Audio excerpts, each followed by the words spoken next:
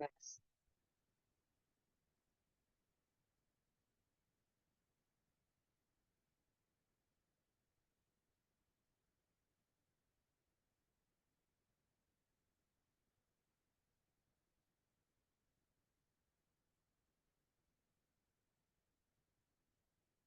Let's observe silence for some time.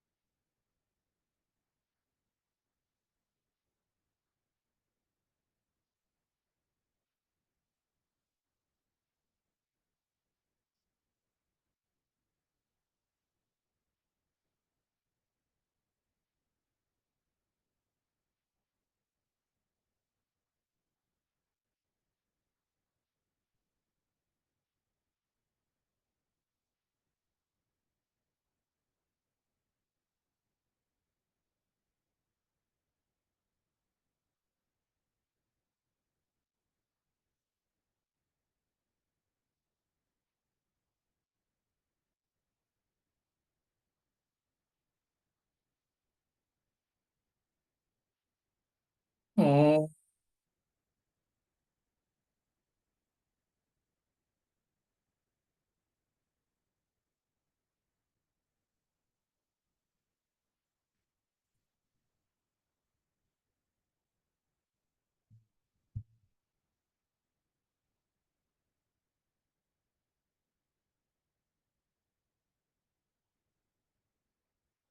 last week we covered the fourth topic, the herd instinct.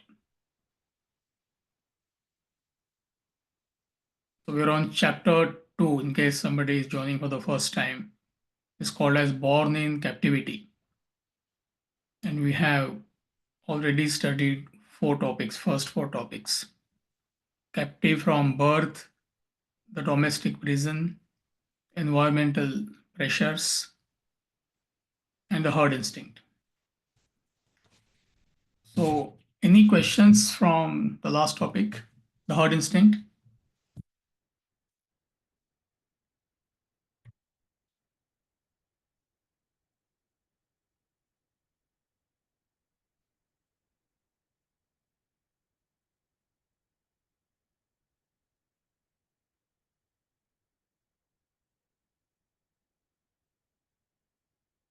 Okay, good to know. All clear, no doubts. So, we'll move on to the next topic, product of one's nature or vasanas. So, we'll read the first paragraph.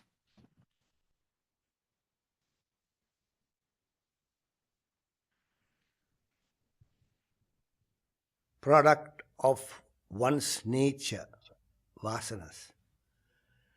Human beings are all born with distinct and different natures known in Sanskrit language as vasanas. Vasanas are one's inherent tendencies, inclinations, which manifest from early childhood. Together they constitute the features which define a person's individual character. The vasanas of an individual project as his characteristic temperament. Thus, legal vasanas manifest as a lawyer, engineering vasanas as an engineer, medical vasanas as a doctor, etc. Parents and guardians ought to know this stark reality and not interfere with the flow of vasanas beyond a point of necessity. Their irrational interference would break the backbone of the youngster.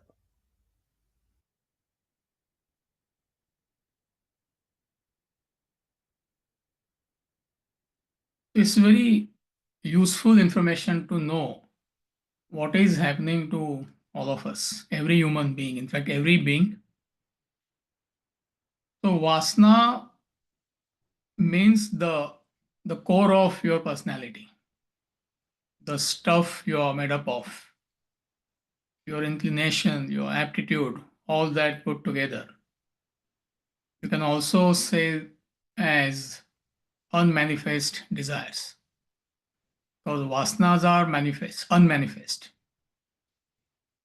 The Sanskrit word for vasana is, rather, the English equivalent word is fragrance, vasana. So it is derived from the Sanskrit root vas, means fragrance. So every human being has got a different flavor, as it were. See, when it comes to other creatures, it's quite clear. What is tiger's inherent nature? What are his vasana? There's ferocity. You cannot have a tiger which is meek and mild. So what is the vasana of a lamb? It's meek and mild. So similarly, every human being has got his or her inherent nature. Some people are kind, some people are passive, some people are aggressive, some people are very emotional. So why are you so? Because of your nature, because of your vasanas. So how do you acquire these vasanas? In fact, you are born because of vasanas. If you did not have vasanas, you will not be born. That is a state of self-realization. When you annihilate all your vasanas, you will not be born again. You come out of that cycle of birth and death. So vasanas are created by you, nobody else. Your past actions have produced your present vasanas. And your present vasanas will produce future actions. This cycle will continue. It's like a seed and a tree. A seed has produced a tree will produce a seed, again that seed will produce a tree. It goes on and on. But when it comes to us, when it comes to human being, we have the capacity to break this cycle. That is spiritual path all about. If you don't use this knowledge, if you do not build your intellect, you will keep on producing more desires, meaning you will keep on acting on your mind.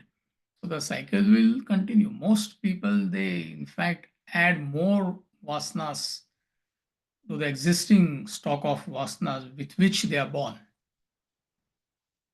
So vasana is a barrier between human being and divinity. So every human being is divine. That's your original nature, whether you know it or not. But why you don't know?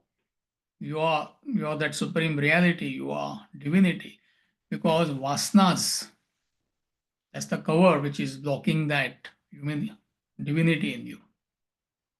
So it is your mission in life as a human being to get rid of your vasanas.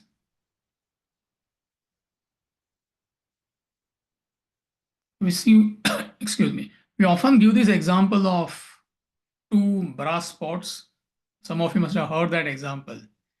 There are two brass pots. Just imagine. One brass pot is bright and shiny. Other brass pot is oxidized. Even though it is oxidized, its inherent nature is brilliant. Similarly, though you may not know you are divine, but you are divine. That is your original nature. So it is not that you acquire divinity from somewhere else. Carefully follow this. You are that truth, you are that divinity. That is what you are. That's your inherent nature. But what is blocking that divinity in you? Meaning, why aren't you enjoying infinite peace, infinite bliss? It's a layman's way of putting it. Because your vasanas are blocking it. So when you remove your vasanas through your spiritual practices, what is left is the core of your personality, which is divinity. See, just as no doctor can give you health, health is your original nature. Even the best doctor in the world can remove the disease, the ill health. Once the disease is removed, what is left is health. So health is not something which you acquire. That's what you are. That's your original nature. So similarly, you are divinity, but you don't know you are divine. Why you don't know you are divine? What blocks divinity is your vasanas. So therefore, we get that equation: human being minus vasanas equals divinity, truth, or reality. Now, vasana, they manifest as thought, desires, and action. I'm trying to explain the basics. Vasana, they are unmanifest. So how they manifest? They manifest as thought, desire, and action. Vasana produces thought, thought produces desire, desire produces action. Vasanas are unmanifest, but thought, desires, and actions, they are manifest. Your thoughts, your desires, your actions, they are in line with your vasanas. If you are entertaining kind thoughts, unselfish thoughts, desires, your actions are unselfish because your vasanas are unselfish. If your thoughts are selfish, if your desires are selfish, if your actions are selfish, because your vasanas are selfish. It's like a seed and a tree. So if you plant an apple seed, what comes out of that apple seed is an apple tree. So all the characteristics of the apple tree are packed in a tiny little seed, which we don't see. First of all, it is buried under the earth. That tiny little apple seed has got all the characteristics of a huge apple tree. Similarly, your vasanas are unmanifest. But when they manifest, that manifestation is in line with your vasanas. It's very important for you to understand this. When you're in deep sleep, you are with your vasanas. Your entire personality is in unmanifest form. And when you dream, your vasanas are partially manifest. And when you are in the waking state, right now we are in a waking state, your vasanas are fully manifest. So in deep sleep state, you are just with your vasanas, which is unmanifest. When you are dreaming, your vasanas are partially manifest. There is mind intellect functioning in the dream, but it's a partial expression. And right now in the waking state, our vasanas are 100% manifest. So it is in your interest to understand that every human being is helplessly expressing his or her vasanas. If you understand this, your life will be smooth. None of us will complain about a tiger. Why is he so ferocious, isn't it? That's his vasanas. Similarly, there are human beings who are destructive, criminal minded, or you have human beings who are so sacrificial. What's the difference between two vasanas? But as a human being, you can change your vasanas. If you cannot change your vasanas, then what are we studying? What are we doing? No other creature except human being can change his vasanas. You cannot train any tiger in the world to be spiritual. It's not possible. You give him lectures after lectures on becoming vegan. Whole life you teach him, why you should become vegan. If he gets bored by your lecture, he will eat you only. A nice vegan meal, he will say. You can't blame him, poor fellow. Helplessly he is acting according to his vasana. So it is in your interest to understand this when you relate to the world. Otherwise, whole life you will be complaining. Why that person is like that, why there is corruption in the world, why people are after power, why people are doing. We're not saying what is right, what is wrong.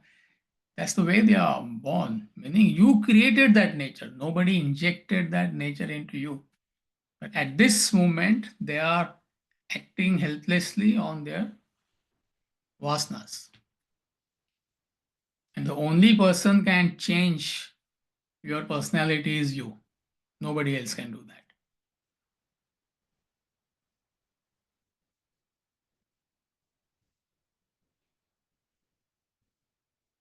So are we okay with this? These are the basics most of you are familiar with, but still it's good to revise.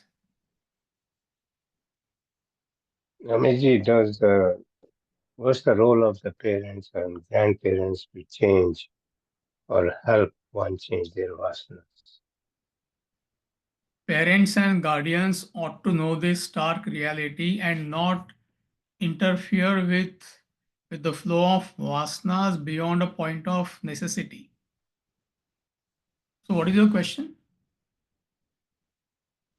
How can parents and grandparents, or can they help one change their vasanas? And the only way you can change vasanas is through knowledge of Vedanta. There is nothing else. So I know one person is the person, it's me, myself, who can do it. But can my environment, can my parents as a child, or grandparents as a child, do they help? Can they help or hurt my efforts? So they can set an example. We often talk about if, let's say as a parent, just as a case study, if you live your life based on higher values, knowledge of the scripture, the values of the scriptures, then your life itself becomes a reference point for them. Yeah. So no doubt they have come with their own vasanas, but then if that's what they see, let's say a child is born with selfish vasanas and parents are also equally selfish, then where is the reference point? But if you set an example that you're a giver, serving the cause in your own profession, then it becomes a reference point for them to emulate. But the ultimate solution is introducing them to this knowledge. Only knowledge can change person's vasanas, nothing else. So it is an obligation of elders to expose children to this knowledge. If that's what you are asking. Yeah, and also provide them the conducive environment by their own example. That is to begin with. But the ultimate solution is this knowledge. Okay. Thank you. And that is a good practical question, and that is where good many parents they fail. They will expose their children to everything. We're not saying it is wrong. They go to football class, they join guitar class, everything they do. But when it comes to teaching this knowledge to them, they are not available. See, when I came here, 2011, initially, in fact, we started our activities, Vedanta activities, with the knowledge for the youngsters, the youth classes. And then Vijay and Raji also, they hosted class for, I don't know, maybe 4 to 5 years, isn't it?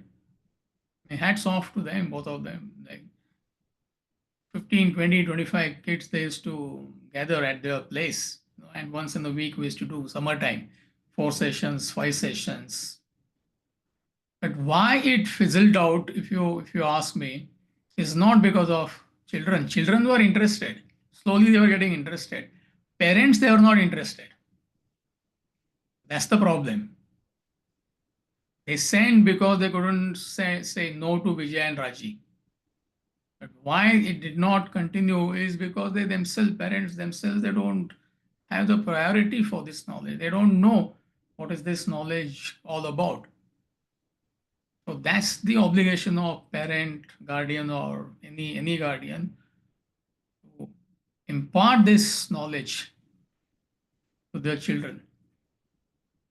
The highest gift you can give to any human being, which includes your children, grandchildren, is this knowledge. There is nothing else. And most people are giving them everything except this knowledge. So that is a role of any guardian. For that, they themselves should be well grounded in this knowledge. Their life should be based on these principles. And on top of that, expose them to this knowledge. Right now, Tejo she's in the academy. Radha's and Veera's daughter, 19-year-old girl, 20-year-old girl. So we're having this international youth retreat for 5-6 days. And she's gone there for 10 days. Children of that age from all over the world, they'll be coming there. Twice in a year we hold that. Now, how many parents will spend, let's say it costs them $2,500 to send Tejo to India for a youth camp? But the same parent, I'm just giving you an example. They will not hesitate if son or daughter says, no, I want to go to Spain. I'm not saying you should not go to Spain. Nothing wrong with that. And without any hesitation, they'll say, yeah, baby, you should go. But when it comes to Vedanta, immediately, I'm trying to give practical examples so it becomes quite clear. How did she get exposed to this knowledge? Because of parent. I'm not talking about Radha and Veera as such, but I'm trying to give an example. There's so many parents sitting here. They got exposed to this knowledge. They change their lifestyle, and children automatically got attracted to this knowledge. That's the way to go about. Just a follow-up, it's like I was thinking how to give knowledge. For example, I have 3 boys. I've given them the books. I've given them the introductory courses, Vedanta Academy. Maybe I'm too late, like they're already formed in their mindset and all that. And besides living the knowledge, how can parents give the knowledge? I always say that knowledge cannot be given, always taken. Correct. So beyond a point, you can't do anything. Their vasanas will manifest.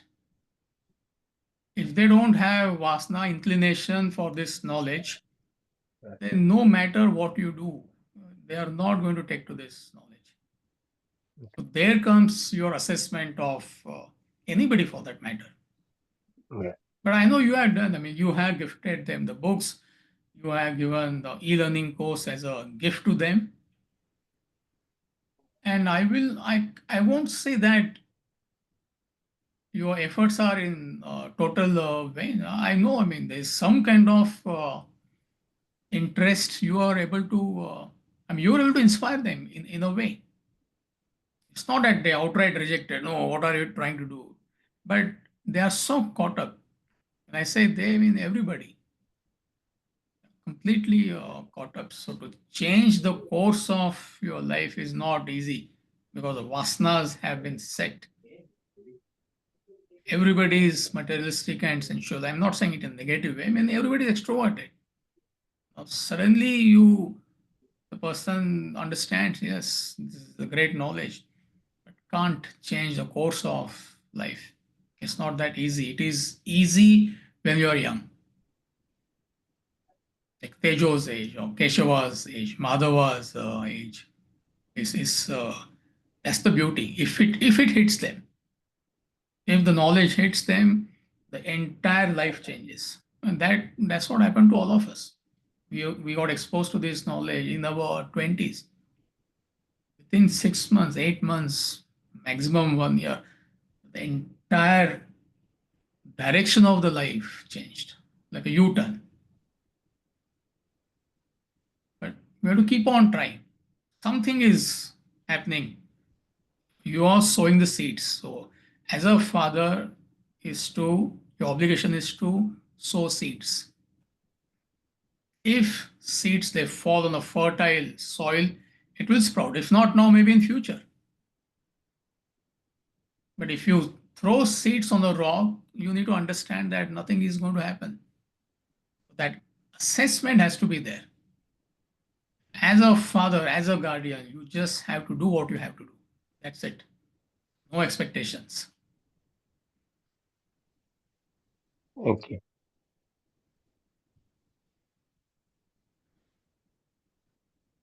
So are we okay with this, the group?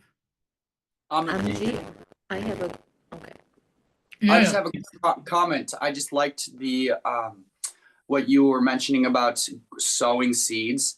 A guru of mine that I like to listen to is Ram Dass, Richard Alpert. And one of his quotes he mentioned, which you just mentioned, is all you can do is plant the garden and watch the plants grow. You can't make them grow, but you can plant and sow the garden to be ready for those seeds and plants. Yeah, perfect. Yes, somebody had a doubt? Yeah, I had a question, Amiji. Yeah, please. So you said past actions produce vasanas and vasanas produce the future action or the present and future actions. So, Yeah. and we're born with a stock of vasanas. Can you maybe just explain one more time? I don't know if you touched upon this, but I think it has something to do with, how with reincarnation, I guess, right? But like, how can a past action otherwise produce a vasanas when I'm born? I was just born, so where's the stock of vasanas coming from, I guess?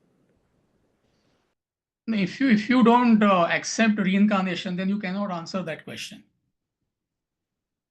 There is no hormone injection in the hospital they give you, Vasana injection. The moment baby is born, X amount of something in the bottle they fiddle with and it is injected in you. You are born, any human being, any being is born because of desires, because of vasanas. If you did not have vasanas, you wouldn't be born. But you don't have to bring in reincarnation here, it doesn't matter. In our present life, exactly same thing is happening. So any action, if it is backed by mind, it will create more vasanas, more desires. But if it is backed by intellect, it will not create future desires. And most of our actions, they are mind-led. So therefore, we keep on producing more desires. It's not as a rule that action has to produce desire. Mind-led actions produce future desires. Mindless actions, mind-led present actions, they produce future desires. But if your present action is backed by the intellect, everything is filtered through your intellect, all your activities in life, then it will not produce fresh desires or vasanas. Slowly they reduce.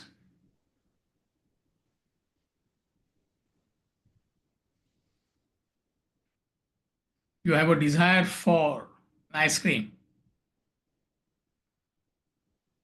Each time you see an ice cream, you feel like eating it, boom, you go. You'll increase that desire for ice cream. But if you use your intellect, ask yourself, should I eat ice cream every day? Once in a week, once in 10 days is okay because I'm fond of an ice cream and it's okay. Nothing wrong with that. Then that desire is coming under control. So that's the difference.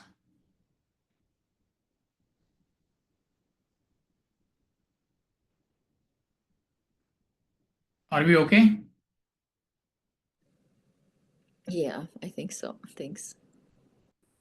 It's mind intellect is very simple. Whenever there are any questions, bring it to the basics. So that's what I try to do.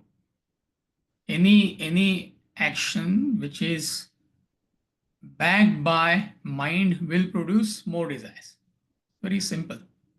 Any action, if it is backed by the intellect, logic, reason, thinking, it will not produce future desires, fresh desires. So that's the theorem. So if I want to, you know, find out what vasanas I have, I will just go by my thoughts and by my desires, right? That's how I find out, because sometimes I would assume, it's not so clear what the vasanas you have. I mean, it's not like you have a list of vasanas, so you can explore this by really just observing what you think and what you desire, right? That's basically the approach, I guess. So you don't have to worry about your vasanas. You will not know your vasanas anyway because they are unmanifest. How will you know? But when they manifest as thoughts and desire, then you know actions. But I have these vasanas. So you can just replace that word vasana with desires. Then the whole discussion becomes easy. Okay, thanks. So you don't have to analyze your desires. See, as you get established in this knowledge, your desires will be removed. When you grow from a child into an adult, you don't tackle your desire for individual toys. Okay, I have a desire for, let's say you're playing with 50 toys. Now I tackled my desire for a truck. Now next I tackle my desire for Barbie doll. Then I tackle my desire for whatever. No, as you mature, all your childish desire for the toy world, and must they disappear slowly but surely. Similarly, as you get established in this knowledge, your desires, they become weaker and weaker. You don't have to analyze what desires you had. You have. Your focus has to be on gaining this knowledge, fortifying your intellect, and move on in life. Desires will fall off on their own. But if something is really bothering you, then it's quite obvious to you.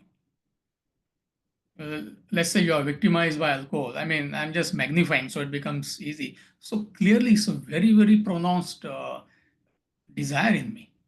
So I need to pay extra attention to it, and I need to deal with it. But otherwise, you don't have to worry about your desires as such. Focus is on gaining the knowledge, establishing in the higher values of life. Lower desires, lower values, they automatically fall off.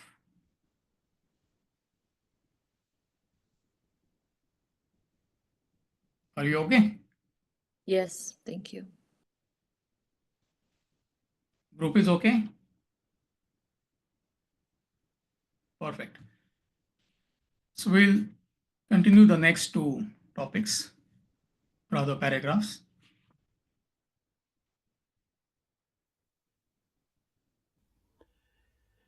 A true episode that occurred in Chennai, India, drives home this point. An eminent surgeon commanded a large medical practice in the city.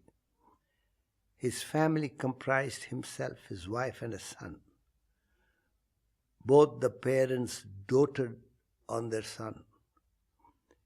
In his extreme attachment, the surgeon wanted his son also to become a surgeon. To fulfill his desire, he built a private 5-storied building to house his surgery. The boy grew up, finished his high school, and opted to study automobile engineering. The father flew into a rage and screamed, "For whom do you think I built this surgery?" and actually forced the poor boy into joining the medical school. Succumbing to the pressure, the boy struggled to complete his course and became a surgeon in his father's hospital. Thereafter, the father expired, bequeathing the hospital to his son. But the tragic scene in that setup is the plight of the young surgeon. He's seen most of the time engaged in his garage, fixing the problems with the hospital vehicles, while his colleagues operated on the patients. Parents, seniors need to learn their lesson from this episode. Their obligation lies in giving a direction when their advice is sought. But the sad state of youngsters is that the elders, lacking adequate knowledge of life and living, shower incessant, unsought sermons upon them. However, the young would do well to keep their minds open, remain cool, and examine the advices given to them on merit.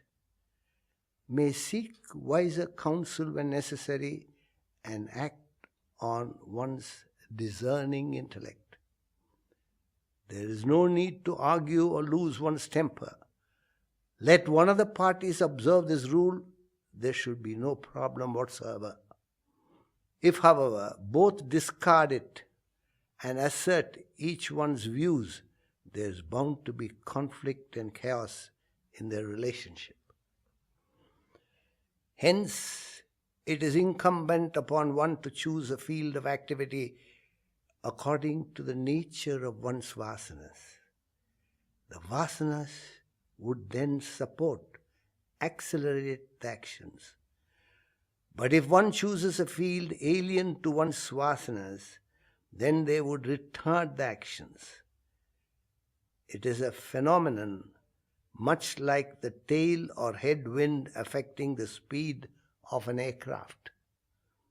Where there's a tailwind, the plane moves faster than its own speed, and with a headwind, its speed is reduced.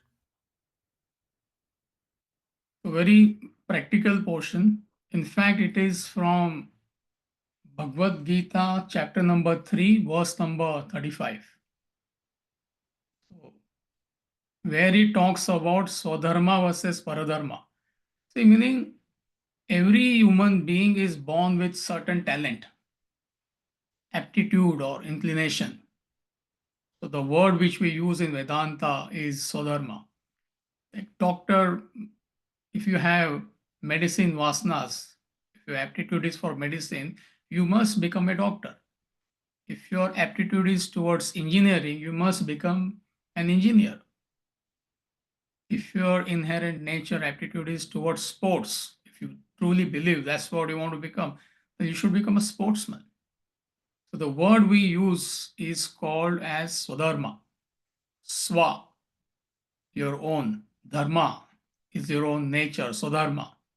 Opposed to Swadharma is your alien nature, which is called as Paradharma. Para meaning not your own, Dharma, nature. So you must select a field of education and profession eventually in line with your Swadharma. Doctor should become a doctor. Engineer should become an engineer. Musician must become a musician. It is as simple as that. But if you don't have this knowledge, especially guardians, there are so many cases I have seen. Let's say the father is well established in business. They force their children to become businessmen. Children have absolutely no inclination. If a child has inclination to business, fine. Why not? Then it's very convenient. But what if son or a daughter, she wants to become a musician and sing for Detroit Symphony Orchestra? I mean, what's wrong with that? It's a great career. The parents, they will say, oh, how could you do that? I mean, we have got this business. So they don't have this knowledge. So therefore, innocently, due to ignorance, they may force their children into a field for which they don't have any talent or an aptitude or inclination. And the consequences are disastrous. That's what that verse from Bhagavad Gita, verse 35, chapter 3, tells us. Paradharma bhayavaha, it says. Paradharma is scary, fraught with fear. It says you must never choose a paradharmic activity. Even if it is very well laid out for you, all you have to do is join your father's business. Where is the struggle? It will be like a fish out of water. You will not grow materially, you will not grow spiritually. It will retard your progress. In your Swadharmic field, maybe you need to struggle. You will have to struggle. But you will be at peace and eventually you will do well, you will succeed. So either parents may force you to choose a field of activity which is not your talent, you don't have any aptitude for that, or you may do it because of herd instinct. That was the previous topic, isn't it? Everybody is doing it, therefore I am doing it. Or it could be because of peer pressure. All my friends, they want to become engineer. I also want to become an engineer. There's nothing wrong, but do you have that aptitude? If you make that mistake, you'll be like a fish out of water. And once you are 40, 45, 50, I mean, how do you change the course of your life? I mean, it can be done, but it's not that easy. So, extremely important that as a parent, you understand this. And you must help your children to identify their Swadharma. And it's not difficult. By analysis, it can be easily found out. And naturally, you take to Swadharmic field. That's the beauty. If you have that attitude towards medicine, you will take medicine. But sometimes you need to analyze. I mean, it's not that easy. What exactly is my inclination, aptitude? In that case, parents, they should expose their children to, let's say, 4, 5, 6 activities right from the young age, discreetly, of course. And that will help a child to find out his or her Swadharma. And then he gives example of headwind versus tailwind. It's very fascinating example. Like when you cross the Atlantic, say from America, you go to Europe, it takes, I think, more time when we go, 45 minutes more. When we come back, it takes less time. Same distance, headwind versus tailwind. If you choose a field which is against your nature, it's a headwind throughout your life. By headwind, mean frustration throughout your life.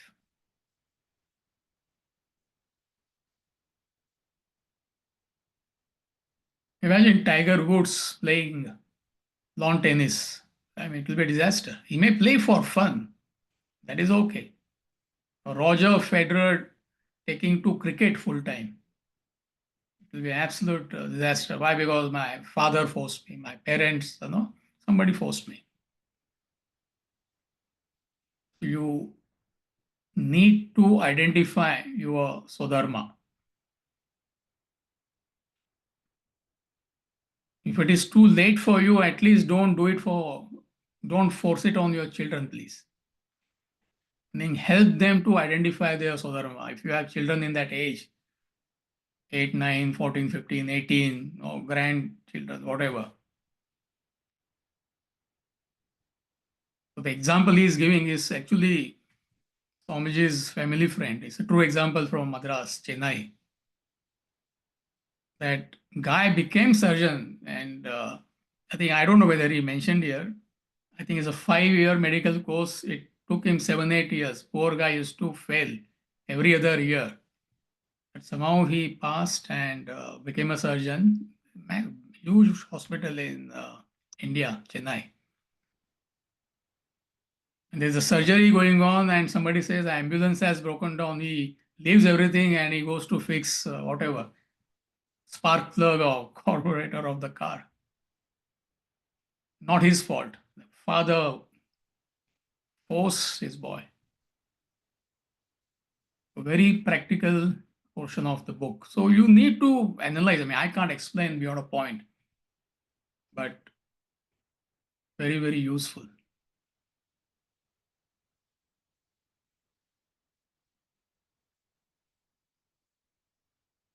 Any doubts? Just a comment, Amitji, that, Yeah. talking about the headwind and tailwind. I see all around me the barrier, the biggest barrier for parents, educational institutions. They Sorry, I'm not all, able to hear. Can you come closer okay, to the hold on. microphone, please? Yeah. Is that better? Yeah. Yeah. So talking about the headwinds, I see that the biggest barrier is the lack of the knowledge on the part of the parents, schools, educational institutions, universities. They all lack this knowledge. And we kind of depending on them identify a, a person's, a growing child's Swadharma. Any comments? See, the solution lies in knowledge. I get what you're saying, but problem is ignorance. Whoever, sometimes even counselors, they don't have this knowledge. Right. I'm not saying every counselor lacks this knowledge. If they have studied this, then obviously they will know. But Right. I got feedback from so many parents in different parts of the world. When they send their children for counseling sessions, the counselors themselves are not aware of this. So they are giving their inputs based on you will get more money here. There you will, more funds are available if you do research. But what if a child wants to do sports? So problem is ignorance.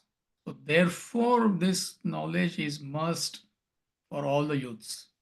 Okay, if you miss it, you're not getting it from elders or wherever, schools, universities, at least on your own, you will figure out. Okay. So that's the way. I mean, we can't change the system, you and I. I mean, eventually there's a Right. solution, but what is within our control is expose as many youngsters as possible to this knowledge. So that's what is happening right now. Therefore, I give an example of Tejo. Twice a year, we do that youth camp. Youngsters come from all over the world. Unearth some of the countries I did not even know existed.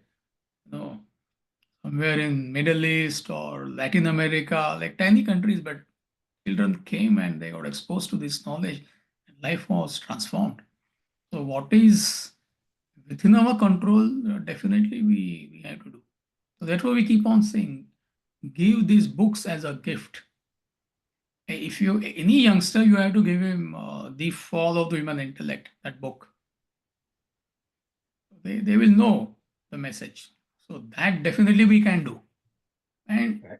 those parents who have this knowledge, like all of you, definitely you can apply it to your family members, or maybe if you see somebody is struggling in your extended family, parents are misguiding their children, and if they are available, you can give your inputs discreetly. So that we can do. Thank you.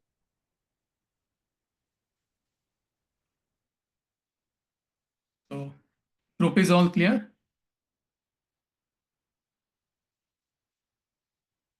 Great.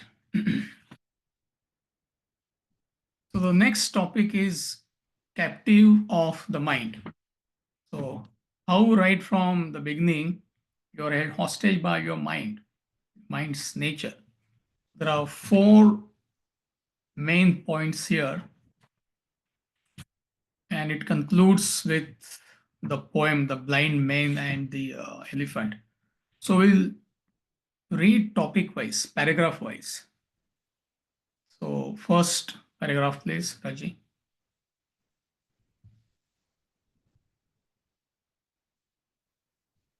Captive of the mind. Your vasanas manifest as your mind and intellect,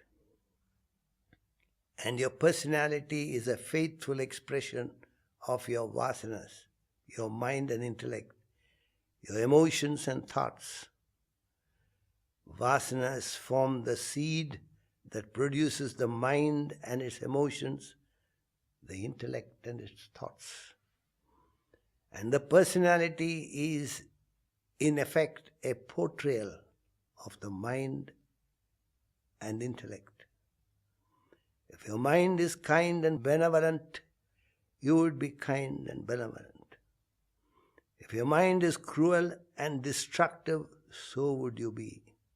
Similarly, if your intellect entertains communist thoughts and ideas, you would become a communist. And if your intellect is replete with capitalist ideas, you become a capitalist. Product of one's nature. Yeah, so fortunately we covered at the beginning of the lecture, vasanas. So your feelings and thoughts are in line with your vasanas. It's very important to understand this. It is happening to you and me, same thing is happening to others. So you can't say why that person is jealous. What is the need to be jealous? His vasanas are like that.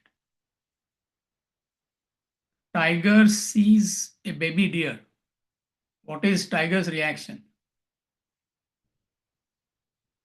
Tiger in the forest sees a nice, cute little baby deer, with spots, struggling to walk. What is tiger's reaction? What will be tiger's reaction?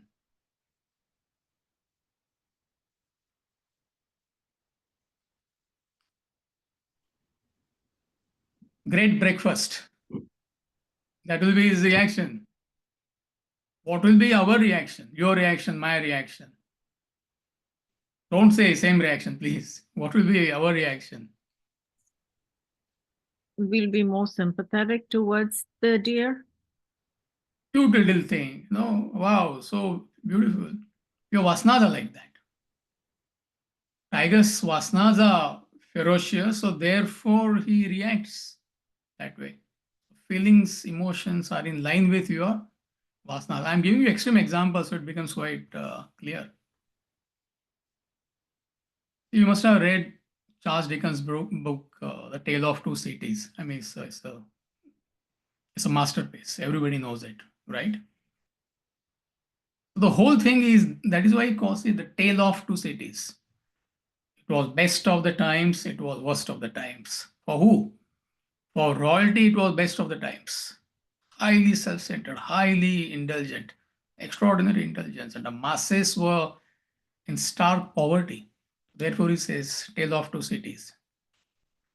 When somebody, a government official, reports to the royalty, the French royalty, that people don't have money to buy bread.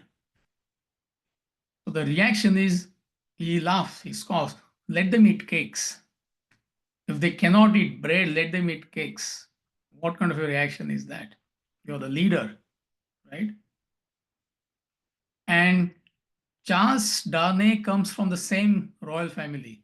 We're talking about France, Tale of Two Cities. And he completely identifies with the masses. So therefore, he leaves the royal family. Two people from the same royal family. One reacts, let them eat cakes if they can't afford bread. Sidney Carton reacts, his reaction is different. He says, what is this happening? Vasanas are different. Are you with me? So it is in your interest to understand that every human being is functioning according to his vasanas. Already covered, but he's reiterating. It becomes easy for us now. Then he talks about how you're a victim of your own likes and dislikes. So this topic was covered in detail a few weeks back, but in the context, briefly is mentioning.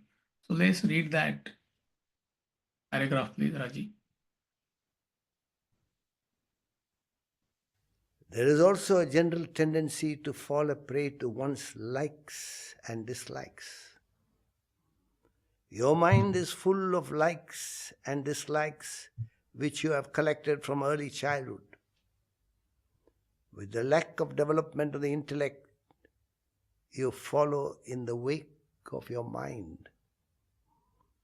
You do what you like and avoid what you dislike.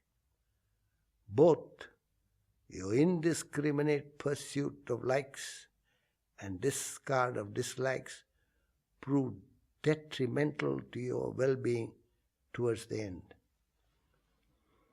Thus you become a captive of your mind and suffer the consequences.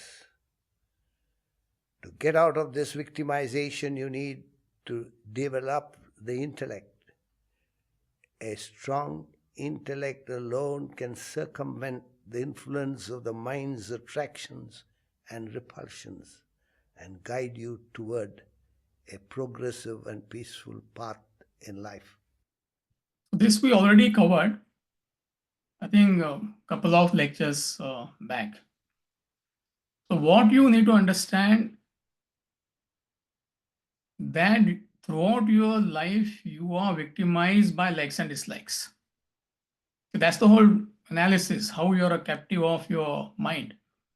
So throughout your life, you could be victimized by likes and dislikes. If you use intellect, then you come out of that weakness. But consequences are deadly. This is what we don't understand. Because anything which gives instant pleasure turns out to be unpleasant in the end. It's a law of life. Anything which is unpleasant to begin with turns out to be pleasant. To eat junk food, lays around, it gives X amount of pleasure, but what happens in the end, we all know. To live a disciplined life, get up in the morning, do exercise, study, watch your diet. Nobody likes to do that to begin with. But what happens? Just to explain the concept. So how can you come out of likes and dislikes is by using, first of all, you must become aware, and then you must build intellect and come out of the shackles of likes and dislikes. If you don't do that, you'll be victimized throughout your life. See, last week somebody sent me a video. It's actually a documentary, from 15-20 minutes documentary on the famous group singers, four brothers. What is their name? Saturday Night Fever. Who sang that? Bee Gees. Bee Gees. The four brothers. Fascinating. Is so educational. So two of the brothers died because of addictions. One, I think Andy Gibb, he died at the age of 30. From the age of 14, 15, he started doing drugs. Talented. I think they had something like 40, 50 hit songs. So which group has that? Which singer has that? So that kind of talent we are talking about. Unfortunately, the youngest brother, I think Andy Gibb, he took the life of wild partying, alcohol and drugs and all that. Poor fellow died at the age of 30. What's the use of talent? Not ordinary talent. And his older brother also, I forget the name, he also died at the age of 50 or 52. He was an alcoholic. victimized by likes and dislikes. Are you getting the point? So what's the use of all that name, fame, wealth, when you cannot manage your own life? And it will not change. Whether you may have money, you may not have money, it's not going to change. Likes and dislikes will remain. The only thing which can bring about a change in your life is powerful intellect. If you don't do that, whole life you are victimized by likes and dislikes. So the tendency is to grab things which give us instant pleasure. We all do that. It's a tendency. And only if you have a powerful intellect, you will start analyzing, you'll start examining. Otherwise, you will succumb to it. Most people, they are succumbing to it. So this is how you are held captive by your mind. Vasanas to begin with, likes and dislikes. And the third point, which we'll do next week, is your attachment and possessiveness. In fact, chapter 3 talks about this. It's the longest chapter. He mentions it in passing. So I will catch you when you are fresh next week. So are we okay in the group? Any quick doubts?